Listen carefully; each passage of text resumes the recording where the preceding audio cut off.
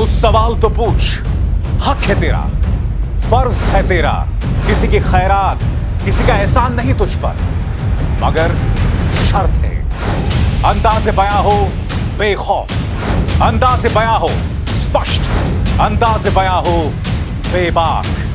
हां, उस लफ्ज को याद रखो, अंदाज़े बयां हो बेबाक। बेबाक। नमस्कार, आप देख रहे हैं बेबाक, मैं अभिसार शर्मा। दोस्तों, ये इजाजत जो है किसी और ने नहीं, खुद मनोहर लाल खट्टर सरकार ने दी थी। और पहला आदेश क्या था कि मनोहर लाल खट्टर ने बाकायदा कुछ जमीनें मुहैया करवाई थी ताकि शुक्रवार को मुसलमान जो हैं वो अपनी नमाज अदा कर सकें। अब उस फैसले को मनोहर लाल खट्टर सरकार ने पलट दिया है। क्यों? क्योंकि हर शुक्रवार को जहां नमाज अदा की जाती थी वहां कुछ लोग आके जय श्री राम के नारे लगाते थे, धमकाते थे। आपको वो तस्वीर याद होगी, एक बुजुर्ग मुसलमान जा रहे थे और अचानक ही युवा सामने खड़े हो जाता है कि मैं नमाज नहीं पढ़ने दूंगा, जय श्री राम के नारे लगाने लगता था। सवाल जो है यहां पर मनोहर लाल खट्टर सरकार से होना चाहिए कि किसी ने दबाव बनाया और आपने अपना फैसला ही पलट दिया जो आपने खुद लिया था। पुलिस के साथ बैठकर उनसे बात करके तमाम चीजों की बारीकियों को समझ के, और फिर इसलिए कि आपको यह डर लग रहा है कि अगर हमने नमाज बंद नहीं की तो ये जो कट्टर हिंदू हैं वो लोग बुरा मान जाएंगे। मैं चाहूंगा सबसे पहले आप सुनिए मनोहर लाल खट्टर कह क्या रहे हैं। इस भाषण में वो ये भी बता रहे हैं कि नई जमीन देने में क्या दिक्कतें आने वाली हैं, क्योंकि आपको ये नहीं भूलना होगा कि वक्फ बोर्ड की काफी जमीन पर कब्जा है, नाजायज कब्जा है।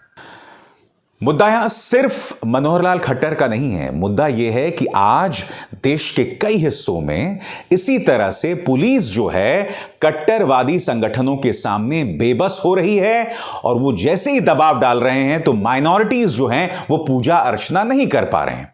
मैं एक बात स्पष्ट कर दूं दोस्तों, मैंने कई बार कहा है, फिर दोहराना चाहूंगा, मैं निजी तौर पर सार्वजनिक जगहों को धार्मिक इस्तेमाल के लिए खिलाफ रहा हूं। मैं खुद मानता हूं कि सड़क रोककर नमाज नहीं अदा की जानी चाहिए, कई जगहों पर ऐसा होता है, मैं उसके खिलाफ रहा हूं। उसी तरह से मेरा भी यह मानना है कि जो अक्सर यात्राएं निकाली जाती हैं या सड़क के बीचों बीच दुर्गा के पांडाल लगा दिए जाते हैं, यह भी नहीं होना चाहिए। क्योंकि देखिए, सड़क का क्या मकसद होता है? सड़क का मकसद होता है कि आप और हम उसके जरिए अपने गंतव्यों तक, अपने डेस्टिनेशंस तक जा सकें। हम में से हो सकता है कुछ बीमार हों और उसी रास्ते के जरिए जा रहे हों, और उस आयोजन के चलते उसमें प्रॉब्लम्स पेश आए। इसलिए मैं निजी तौर पर हमेशा से इसके खिलाफ रहा हूं। मगर अब हो क्या रहा है दोस्तों? हो यह रहा है कि टारगेट पर माइनॉरिटीज हैं। हरियाणा आपने देख लिया। दूसरी तरफ आपको याद होगा कर्नाटक का बेलगावी, वहां पर कुछ ईसाई एक जगह पर पूजा अर्चना करना चाहते थे। पुलिस ने कहा कि हम आपको सुरक्षा नहीं दे सकते हैं श्री राम सेना और बजरंग दल से, इसलिए आप यहां पर पूजा अर्चना ना करें। आपको याद होगा यहीं द्वारका में, दिल्ली के पास, दिल्ली में द्वारका के अंदर एक चर्च बन रहा था, उसमें तोड़फोड़ की कुछ बजरंग दल के कार्यकर्ताओं ने, और नारे लगाए देश के गद्दारों को गोली मारो के, और यह भी कहा कि ये अंग्रेजों ने इसी तरह से हम पर राज किया था। वो कहां यार अंग्रेज 1947 में चले गए, कहां वो मुगल जो मर खप गए एक जमाने में। इनको अब जाके तमाम चीजें याद आ रही हैं। मैं फिर आपसे दोहराना चाहूंगा दोस्तों, ये देश सबका है, सभी का खून शामिल है इस देश की मिट्टी में। किसी के बाप का हिंदुस्तान थोड़ी है। नहीं, मेरे शब्द नहीं है, राहत चचा के शब्द थे, राहत इंदौरी साहब के शब्द थे, और कितनी खूबसूरत बात उन्होंने कही थी। दोहरे मापदंड नहीं हो सकते दोस्तों। यह नहीं हो सकता कि मुसलमानों को तो रोकें आप, ईसाइयों को पूजा करने से रोकें आप, सिखों पर आप फप्तियां कसें, मगर कट्टर हिंदुत्ववादी ताकतें जो चाहें आप उन्हें पूरी इजाजत दे दें। यह गलत बात है, और मैं आपको बतलाना चाहता हूं क्यों। क्योंकि इससे कोई बहुत अच्छी छवि तो नहीं जा रही है ना। हमारी जो दो खूबसूरत चीजें जिसके आधार पर भारत ने अपना मुकाम दुनिया पर बनाया था, और 2014 के बाद लगातार वो धीरे धीरे जर्जर होती जा रही है, टूटती जा रही है, वो दो चीजें क्या थी? हमारा लोकतंत्र और हमारी धर्मनिरपेक्षता। ये वो देश है जहां आप इबादत कर सकते हैं, आपके धर्म को पूरी इजाजत है।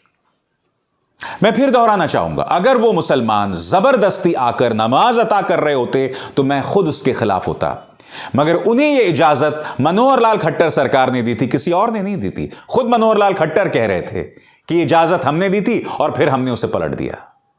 और मैं आपको एक और चीज बताता हूं, ये लोग इसलिए नहीं कर रहे हैं क्योंकि इन्हें लगता है कि हिंदू धर्म के साथ ज्यादती हो रही है या ये मुसलमान ईसाई जो हैं अत्याचारी हैं। नहीं, ये लोग सिर्फ इसलिए कर रहे हैं क्योंकि इनके दिलों में नफरतें भरी हुई हैं।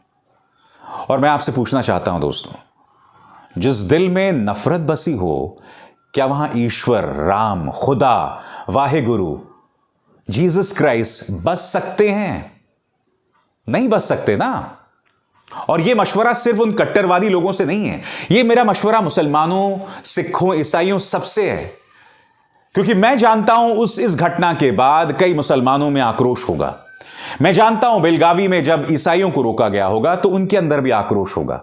मैं जानता हूं कि जब सिख किसान सिंघू बॉर्डर पहुंच रहे थे और जब उन्हें खालिस्तानी बताया गया था तो कई लोगों में नाराजगी, गुस्सा, आक्रोश, नफरत होगी। मगर आपको खुद से सवाल पूछना पड़ेगा कि अगर आप इस नफरत को पनपने देंगे तो आप तो उन्हें जीतने का मौका दे रहे हैं ना।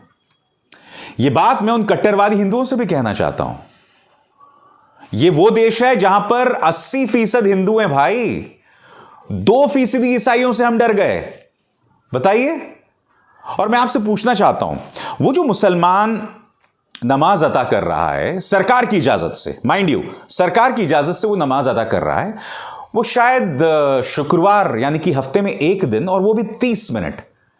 अब यानी कि एक महीने में उसे 30 × 4 120 मिनट्स, 2 घंटे, एक महीने में 2 घंटे, और 12 महीनों में 24 घंटे। 24 घंटे चाहता था वो नमाज अदा करने के लिए, वो अपनी एक जगह चाहता था। ठीक है, एक तर्क हो सकता है कि आप अपने घर में नमाज अदा करें, आप मस्जिदों में नमाज अदा करें, वो हो सकता है, वो मैं उससे बिल्कुल इनकार नहीं कर रहा हूं, मगर फिर दोहरे मापदंड ना हो दोस्तों, फिर ये हर धर्म पर लागू हो, नंबर 1। नंबर 2, ये आप भी जानते हो, आप ये सिर्फ इसलिए कर रहे हो क्योंकि आपके अंदर नफरत भरी हुई है, इसके अलावा कुछ नहीं।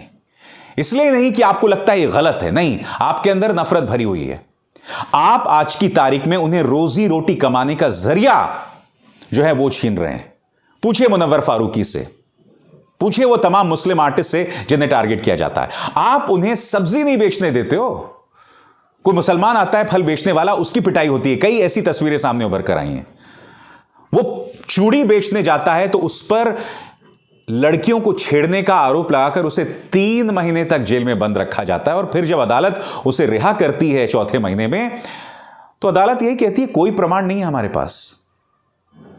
उमर खालिद, सिद्दीक कप्पन, ये दोनों मुसलमान हैं, पिछले 1 साल से क्यों जेल में बंद हैं कोई नहीं जानता। इन पर आतंकवाद की धाराएं लगा दी गई हैं। मैं दावे के साथ कह सकता हूं इन्होंने कुछ गलत नहीं किया है, मगर चल रहा है सिर्फ नफरत के चलते, सिर्फ सियासत के चलते। सोचना होगा आपको किसी दिन कि इस नफरत को आप कब तक अपनी जिंदगी का हिस्सा बनाते रहेंगे और कब तक खुद को खत्म करते रहेंगे, अपने आप को अंदर से खोखला करते रहेंगे। नमस्कार।